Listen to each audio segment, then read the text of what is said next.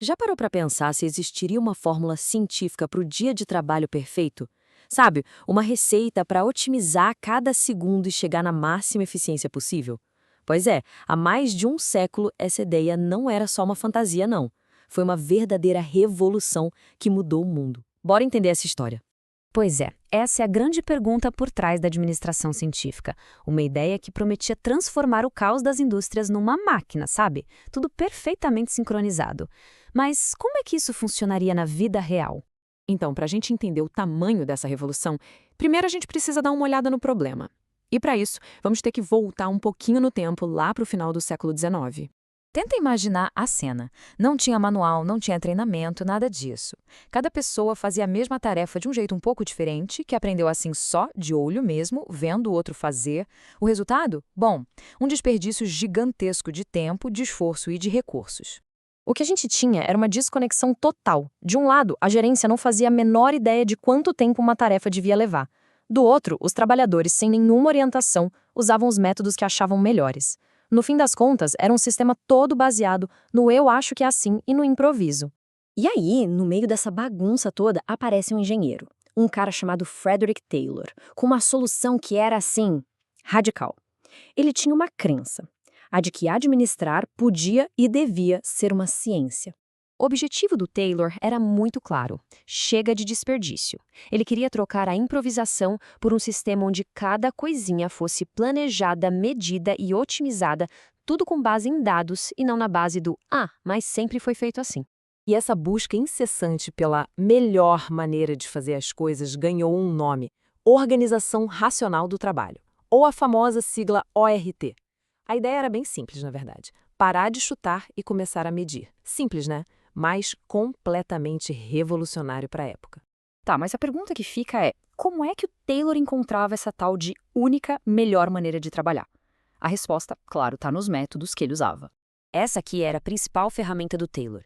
Ele e a equipe dele iam para o chão de fábrica armados com cronômetro e prancheta. O que eles faziam era literalmente quebrar cada tarefa nos seus movimentos mais básicos para cortar tudo o que era inútil. Soa familiar?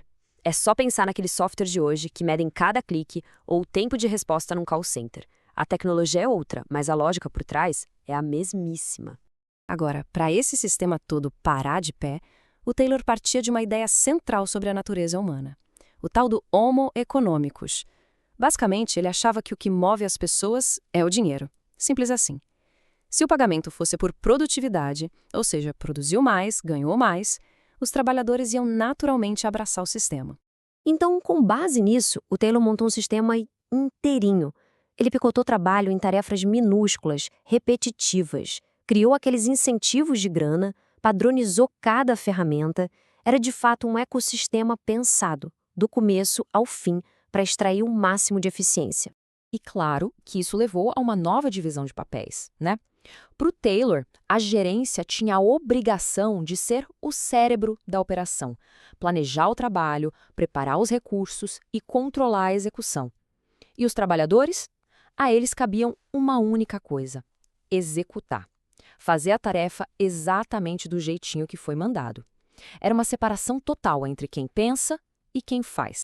No papel parecia genial e, de fato, a produtividade explodiu. Mas sempre tem um mais, né? A que custo? Agora, a gente vai virar a moeda e olhar o outro lado dessa história.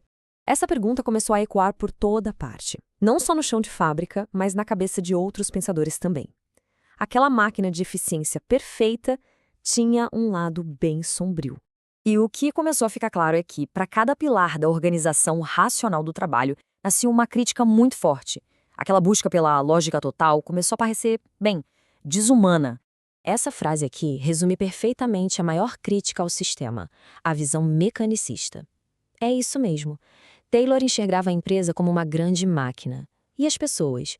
Eram só as engrenagens, peças que podiam ser trocadas e que precisavam funcionar sem errar nunca. E as críticas não eram leves, não. A superespecialização deixava o trabalho super monótono, alienante. Uma crítica que, convenhamos, a gente ouve até hoje quando se fala de burnout, de automação. A teoria simplesmente ignorava que as pessoas têm vida social, têm sentimentos. E o mais irônico de tudo, A tal administração científica foi acusada de não ter nada de científico, de ser só um apanhado de observações com um monte de limitações. Mas mesmo com toda essa chuva de críticas, as ideias do Taylor não morreram. Muito pelo contrário. Elas evoluíram e foram levadas a um outro nível por um dos maiores gigantes da indústria. Henry Ford, ele não só pegou as ideias do Taylor, ele turbinou essas ideias, transformou tudo num novo modelo de produção e, com isso, inaugurou a era da produção em massa. E o Ford foi além. Em 1914, ele fez algo que deixou todo mundo de queixo caído. Anunciou um salário de $5 por dia. Isso era mais que o dobro do que se pagava na época. E a jogada foi de mestre. Com isso, ele não só combateu a rotatividade enorme que tinha na fábrica, como também, e aqui está o pulo do gato, ele transformou os próprios funcionários em clientes. Agora eles podiam comprar os carros que eles mesmos fabricavam. O sistema do Ford se baseava nesses 3 pilares aí. Primeiro, intensificação, ou seja, acelerar a linha de produção ao máximo. Segundo, economicidade, que era basicamente cortar custos e estoque. E terceiro, produtividade, extrair o máximo de cada trabalhador. Era o Taylorismo na sua potência máxima, sabe? E foi isso que criou as bases para a sociedade de consumo que a gente conheceu no século XX. E tudo isso nos joga de volta para o mundo de hoje. Aquela busca pela única, melhor maneira, os bônus por produtividade, a divisão do trabalho em tarefas mínimas. É só parar para pensar nos algoritmos que controlam o trabalho de entregadores ou no monitoramento de cada segundo em um centro de distribuição. As ferramentas são outras, claro, muito mais modernas. Mas aquela tensão, aquele cabo de guerra entre eficiência máxima de um lado e o fator humano do outro, ele continua aí, mais vivo do que nunca. Então a pergunta que fica no ar é: será que a fórmula de Taylor, no fundo, nunca foi embora?